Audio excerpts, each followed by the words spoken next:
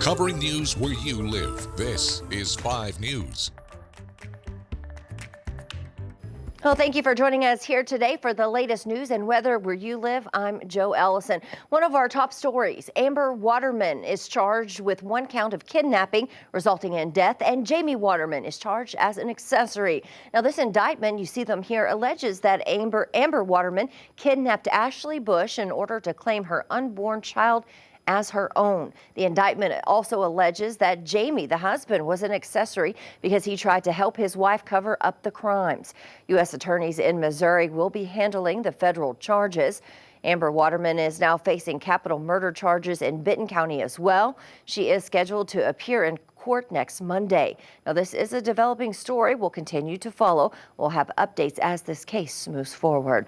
And an investigation is underway after a shots fired call. Now, this all happened near Fort Smith's Northside High School. The department releasing this photo of a Chevy Traverse in connection with the shots fired call. They say no one was injured, but the school was on lock on Wednesday until police cleared the scene. If you have any information about this new picture of this vehicle on your screen, you're asked to contact Fort Smith Police or Fort Smith Crime Stoppers at 78-CRIME. Your anonymous call could lead to a $1,000 reward.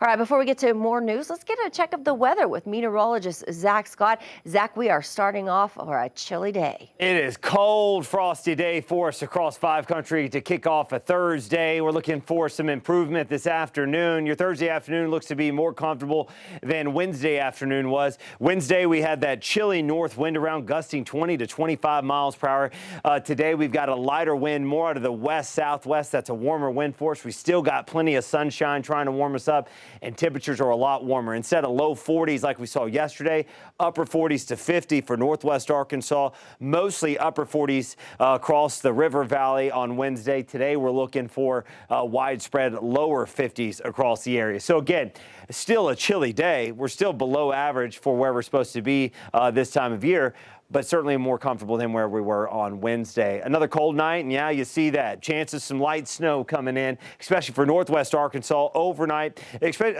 late evening into the first part of the overnight. That's when we could start to see some of that snow coming in across northwestern Arkansas, but areas north of I-40 as we go overnight into Friday morning. That's where we'll have the best chance to see some of that light snow. Again, impacts look to be minimal. That's what we're anticipating. We could get a band of some steady snow to come in, and because of that, we could see some minor accumulations, but the ground temperatures are still plenty warm, and we would see mainly those accumulations on the grassy surfaces, tops of your roofs, your cars, things like that, like what we've seen already a couple other times in the last week. As we get into Friday, we'll have that chance for flurries not only in our northern half, but then really everywhere as we go through the day. That chance for some flurries. There's not a lot of moisture to work with, but there's enough moisture, enough lift in the atmosphere. We're going to try to squeeze out all that moisture and give us some flurries. And then as we get into Friday evening, we'll keep with the clouds. It's going to be a chilly day tomorrow, mostly cloudy skies. And then the best chance for a flurry Friday night will actually be south of I-40. Again, not expecting a big deal here.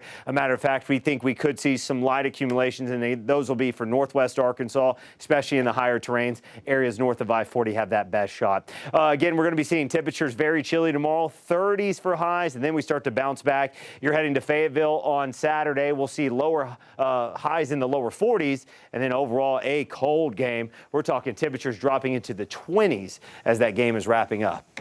All right, thanks so much, Zach. All right, people in Greenwood impacted by June's flooding could have their homes bought out by a potential grant. 5 News reporter Michael Wilson joins us with all of those details and has more on what's happening there. This meeting Wednesday night was just one out of a series of meetings for the voluntary buyout programs, which is still in its early stages. After that flood event that happened in June, I thought it would probably be a good idea to move. Moving was something John Cozy considered, but now he has an alternative, a possible buyout. I don't know. I'm looking forward to see what kind of offers they make on the property. He is one of the many across Fort Smith and Greenwood impacted by the flood. There's quite a few homes that were flooded, and there were water rescues. Tracy McKenna is with the Western Arkansas Planning and Development District, which is an agency that assists 6 counties here on the western side of the state, and all the cities within those with grants and special projects. This specific project would go through a FEMA grant to allow impacted cities to get money to buy homes in the floodplain. Then required by FEMA to demolish those structures and have that turn into a green space. The offer would be based off an appraisal. As for renters, they would get money to move and reestablish. We don't want anybody to be homeless or without a place to live. Because of this program, it's meant to be mutually beneficial for the residents and the city. Since Cozy says he can't control Mother Nature, he might give the possible project a try after getting questions answered. And this has happened twice since I lived out there, and both times I avoided being wiped out, you know.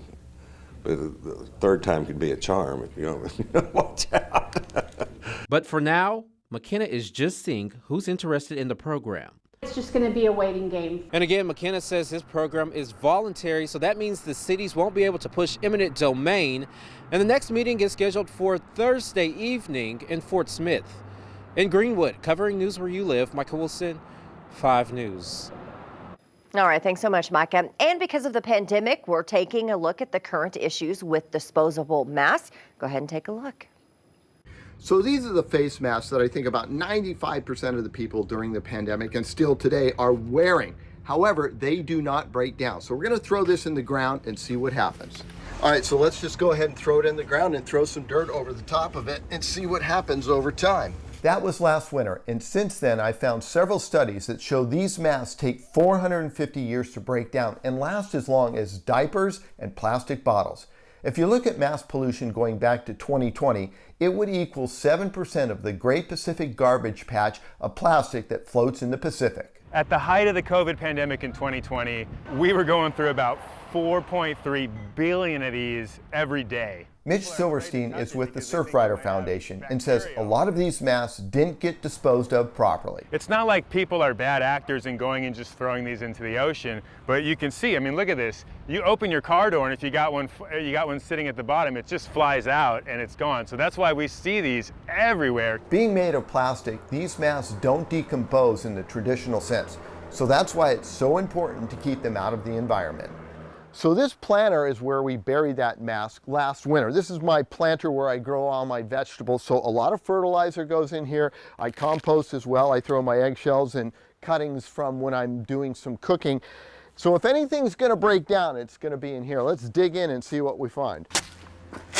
The truth is, we don't even know how long it really takes to completely biodegrade. There it is.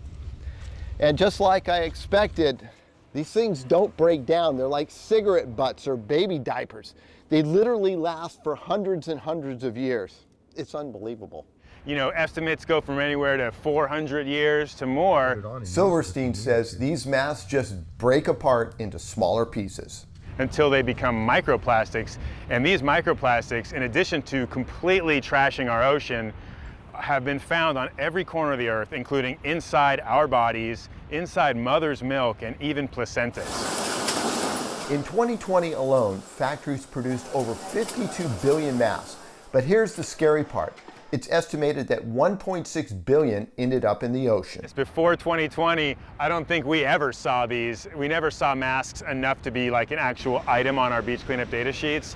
And now we've picked up literally thousands and thousands over the last couple of years. So you're probably asking yourself, what do I do if I'm still using one of these masks? Well, Surfrider has a couple suggestions. One is make sure you dispose of it properly. But what they'd really like to see you to do is invest in a reusable mask that you can sanitize yourself. All right, some good information there, and thank you for joining us here today to catch up on the latest news and weather where you live. I'm Joe Ellison. Join us again tomorrow. We'll have more.